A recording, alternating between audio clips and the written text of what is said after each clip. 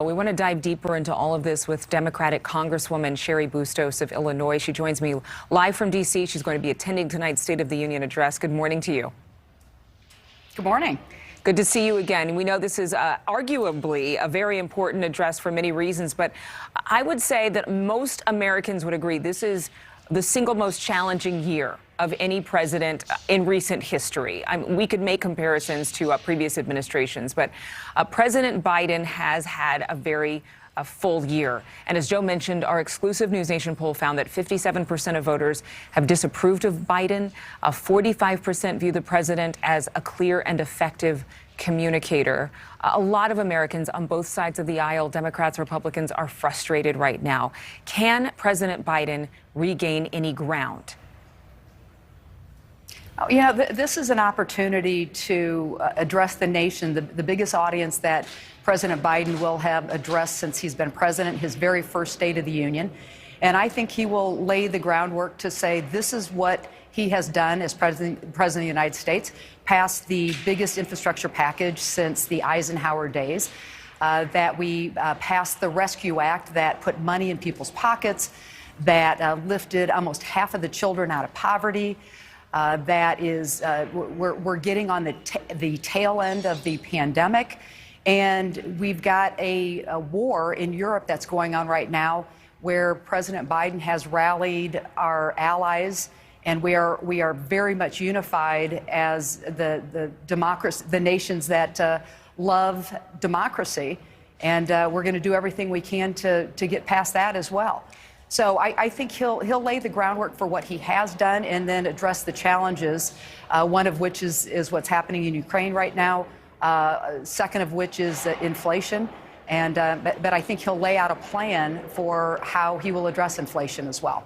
Well, you know, it's interesting because the domestic agenda that he intended, Build Back Better, was put on the back burner, so to speak, in large part because of disunity among Democrats. Will the point of this speech be in large part to resurrect some of his infrastructure plans? Yeah, well, I'd push back a little bit on that it was largely because of disarray among the Democrats. Keep in mind there were all of 0 Republicans over on the Senate who were willing to support the Build Back Better Act. You know, we need a little cooperation if we're going to actually build our nation back again. And we didn't have one senator on the Republican side of the aisle who was willing to work with us. That said, the price tag attached to it was one that a couple of the senators weren't able to get their arms around. So we're willing to adjust that in a way that we'll be able to get the votes necessary. The way President Biden, what he called it was that we are going to break this up into chunks. You know, I think another way to look at it is that this is the legislative process.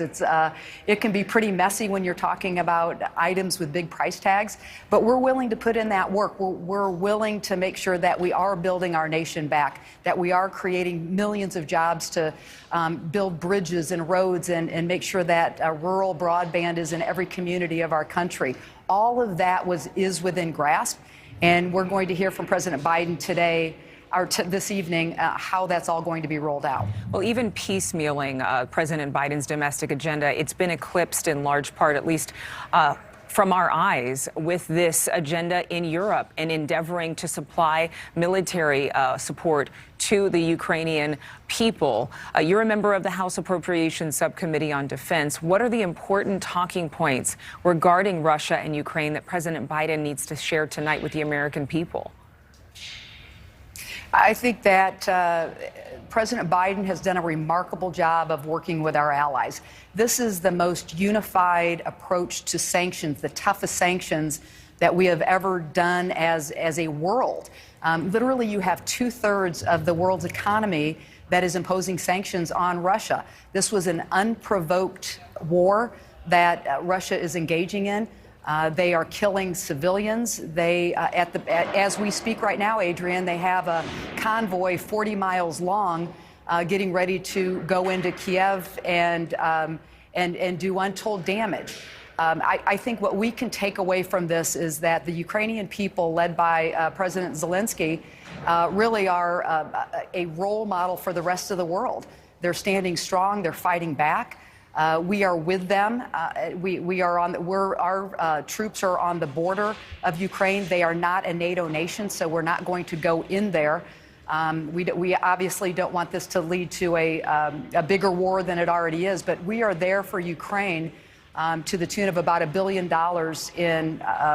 in rockets, in missiles that we are sending in. The world is sending in help as well through military supplies. So look, this is going to be a tough row ahead.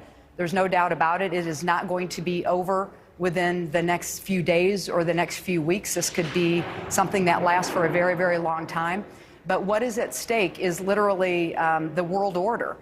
And we've got a country, a European country that has a very fresh democracy, a democracy that's only been there since 1991.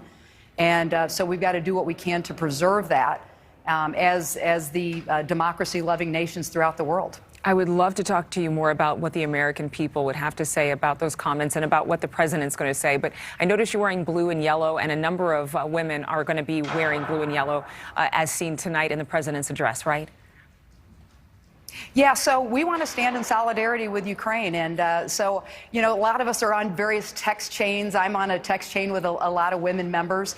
And the speaker had asked all the women to just wear bright colors to show our diversity of our caucus. And a group of us said, well, let's wear bright blue and bright yellow, which are the colors of the Ukrainian flag, to show that we're in solidarity with them. Unity is something that all of us are hoping for. Congresswoman Cheri Bustos, thank you so much for your time. Thank you, Adrienne. And you can watch the State of the Union right here on NewsNation. We'll bring it to you live, 8 Eastern, 7 Central.